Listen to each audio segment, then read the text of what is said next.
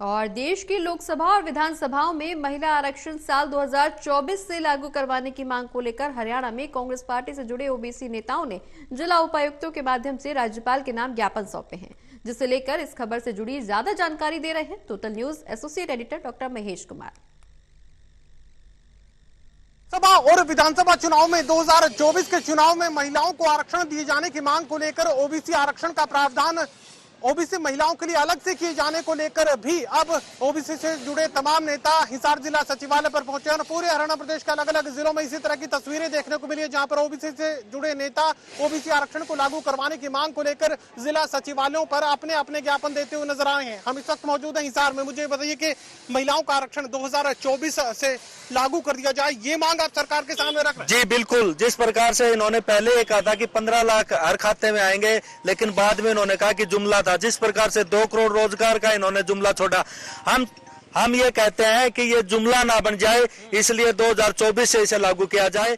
इसके अलावा जिस प्रकार से SC/ST को आरक्षण का लाभ दिया गया है 33% में, उसी प्रकार ओबीसी को भी इसमें कोटा विद इन कोटा दिया जाए, क्योंकि जो आज देश की आबादी मैं कहूं तो 1931 की जनगणना के अनुसार 52% ओबीसी की आबादी है, लेकिन उनकी राजनीतिक हिस्सेदारी नगण्य के बराबर है। जिस प्रकार से राहुल गांधी जी ने संसद में सवाल पूछा कि ओबीसी के 3 सचिव हैं 90 में से, तो क्या उनकी भागीदारी रही है, तो उसी प्रकार की भागीदारी की मांग को लेकर हम ओबीसी की मांग को लेकर ये ज्ञापन महामहिम राज्यपाल जी के नाम सौंप रहे हैं।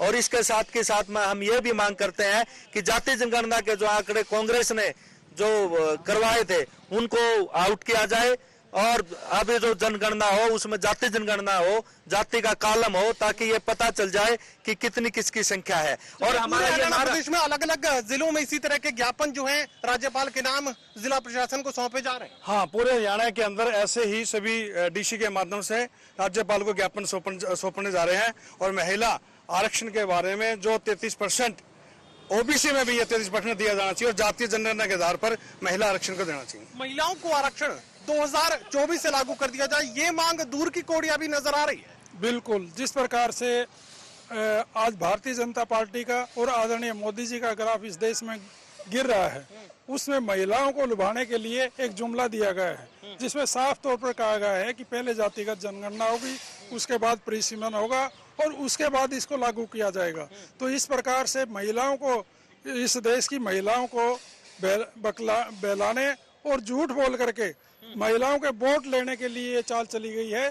इसके अंदर कोई सच्चाई नहीं है। और हम जो बैकवर्ड क्लासेस पुराने समय से एक मांग कर रही है कि हमें राजनीतिक हिस्सेदारी चाहिए। जिस प्रकार से 33% महिलाओं के लिए आरक्षण दिया है, इसमें ओबीसी का बिल्कुल भी हिस्सेदारी नहीं दी गई है। और जिस प्रकार से राष्ट्रीय जो बैकवर्ड कमीशन है उसके डाटे हैं कि बैकवर्ड क्लास इस देश के अंदर 52% है, तो 52% के हिसाब से, जिस हिसाब से 180 सीटें अगर महिलाओं के लिए बनती हैं, तो 95 सीटें लोकसभा में ओबीसी की महिलाओं को दी जाए, यही हमारी मांग है। और इस मांग को लेकर के हम आज सभी माननीय उपायुक्त महोदय के माध्यम से। चलिए मुझे ये बताइए कि ये मांग ओबीसी जातियों की है या सिर्फ ओबीसी से जुड़े कांग्रेसियों की? कांग्रेसियों की नहीं है, ओबीसी सभी जातियों की है। कोई अपने अपने माध्यम से कर रहे हैं, लेकिन कांग्रेस पार्टी के जो नेता हैं, जो हमारा संगठन है जिले का, वो संगठन हर जिला वाइज आज ज्ञापन दे रहे हैं। और 2 तारीख को हम चंडीगढ़ में पूरे हरियाणा की तरफ से ज्ञापन महामहिम गवर्नर साहब को देंगे। ओबीसी महिलाओं को आरक्षण का तो ऐलान कर दिया गया, लेकिन ओबीसी महिलाओं में से ओबीसी से जुड़ी अलग महिलाएं, यानी महिलाओं के लिए आरक्षण का प्रावधान तो कर दिया गया, लेकिन ओबीसी महिलाओं के लिए अलग से प्रावधान किया जाए, ये मांग लगातार सामने रख रहे हैं। महेश जी, 1996 में भी ऐसा हुआ था। उस वक्त भी नियर अबाउट 80 सांसद जो है ना, उस वक्त इसके विरोध में खड़े हुए थे।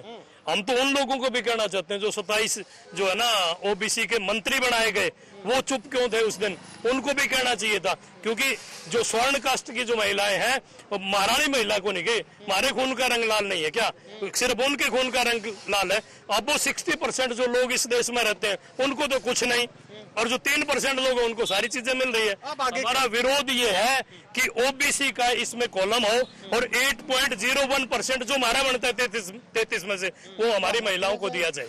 चलिए, महिलाओं को आरक्षण ओबीसी के तहत दिया जाए, लोकसभा और विधानसभा चुनाव में आरक्षण दिया जाए। इसी मांग के साथ ओबीसी से जुड़े तमाम नेता अब सरकार पर दबाव बढ़ाने की तैयारी में हैं। सहयोगी कमल के साथ doctor Mahesh Kumar, total news Hisar.